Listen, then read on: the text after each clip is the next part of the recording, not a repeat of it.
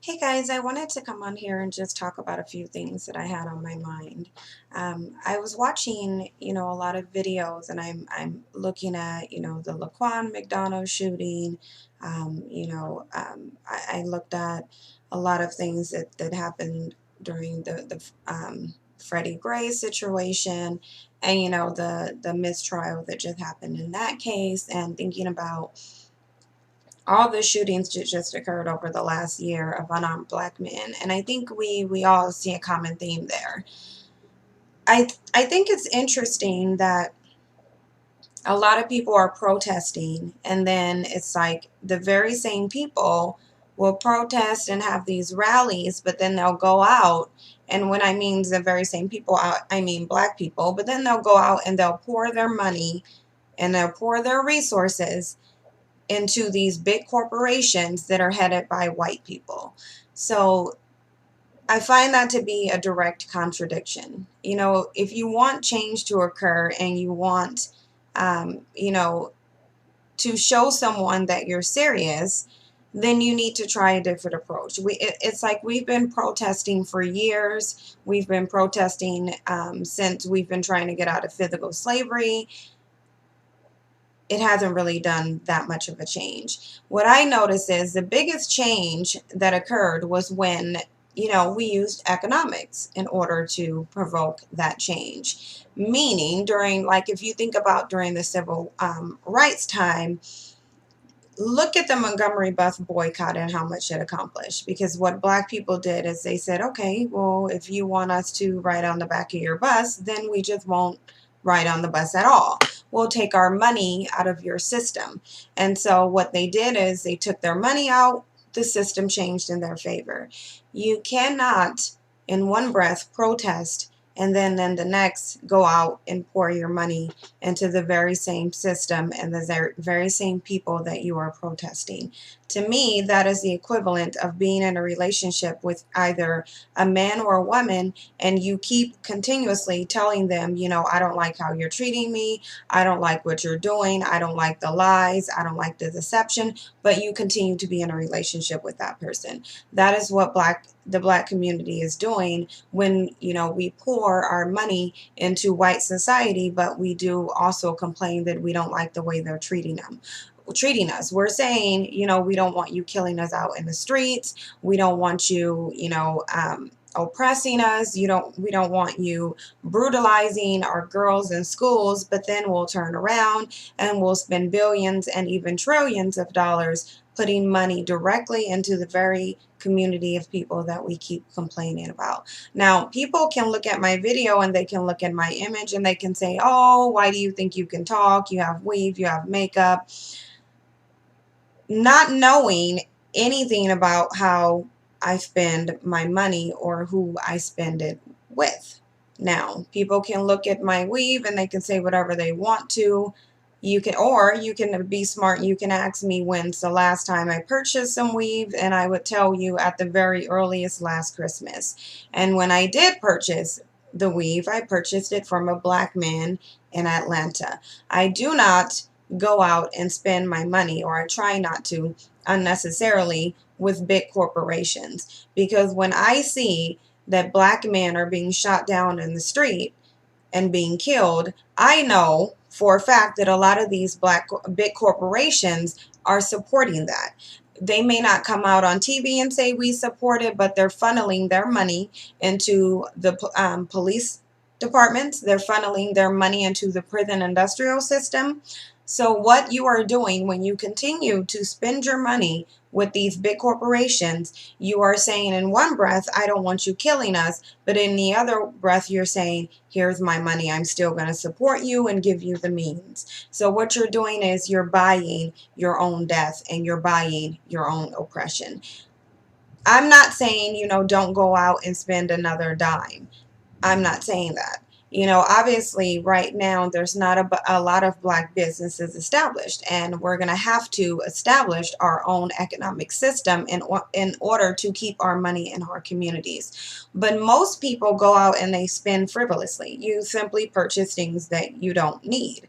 And most of the time, you're purchasing it from companies that is directly contributing to your oppression. Even the makeup that I purchase is made from Iman. That is a black woman, if you guys are unaware of that line. There are several other black cosmetic lines that are created by black people. And so you can get things and not support your oppressor. I do not shop at MAC. I do not shop at Sephora. I don't get any of my makeup or cosmetics from any of those big companies. I don't buy weave from Asians. I wouldn't really buy anything from Asians because for the most part, I've noticed based off my experience, and I'm not saying this is the same for all Asian vendors, but most often than not, from my experience, they do not stand by quality. They will sell you some garbage and then not want to refund you your money. So I don't have time for that. If I'm going to spend my money, then I need to get quality and I need to get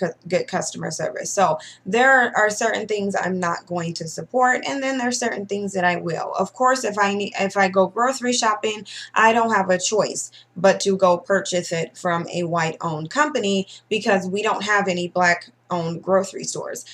Definitely not in Seattle. I don't even know if we have any in the entire state of Washington or even really in the country. So it gets very hard, to spend all your money in the black community. However, for those people that want to go stand in line for years, for not even years, but for hours and days to buy Jordans, that is ridiculous, frivolous spending that you do not need to do. For the people that want to rush the malls and spend hundreds of dollars for a holiday that we already know now has literally nothing to do with its said meaning. And furthermore, it has nothing to do with our cultural spirituality either. So every little thing that we do around the holidays and when we go shopping, all we're doing is paying our oppressors. So it doesn't matter how much you pray. It doesn't matter how much you protest. It doesn't matter how much you march. If you're going to go right the next day and start pouring your money back into that same system, it's going to be the equivalent of, like I said, you complaining about your spouse and how you're treating them and how they're treating you, but you're staying in that same relationship. Nothing is going to change because there's no incentive to change. Like I've been saying in my other videos, white supremacists aren't going to wake up one day, grow a conscience or develop a conscience and say, oppressing black people is wrong. We shouldn't be doing it. They already know it's wrong and they don't care. They profit from your oppression. So really, they have no incentives to stop doing it. You have to give them the incentives to stop doing it. And we can do that by holding them responsible and saying, look, okay, you think you're going to kill and brutalize us. We're not going to give you our money. Black people are so powerful on a level that they just don't even realize it, but white supremacy realizes it. And that's why they've developed this system to hold you back, because they understand your power. The thing of it is, in order for you to utilize your power, number one, you have to recognize and realize that you have it, and then you have to determine how to use it to your benefit. And that is something that we are lacking. If you think about how much America in general profits off of black people, then you would come to the understanding that America cannot stand without black people. So while they may be exterminating a great percentage, I don't really see that they're ever going to exterminate black people because they can't live without us. So what you need to realize is your value and your worth, and then you need to let your money talk for you.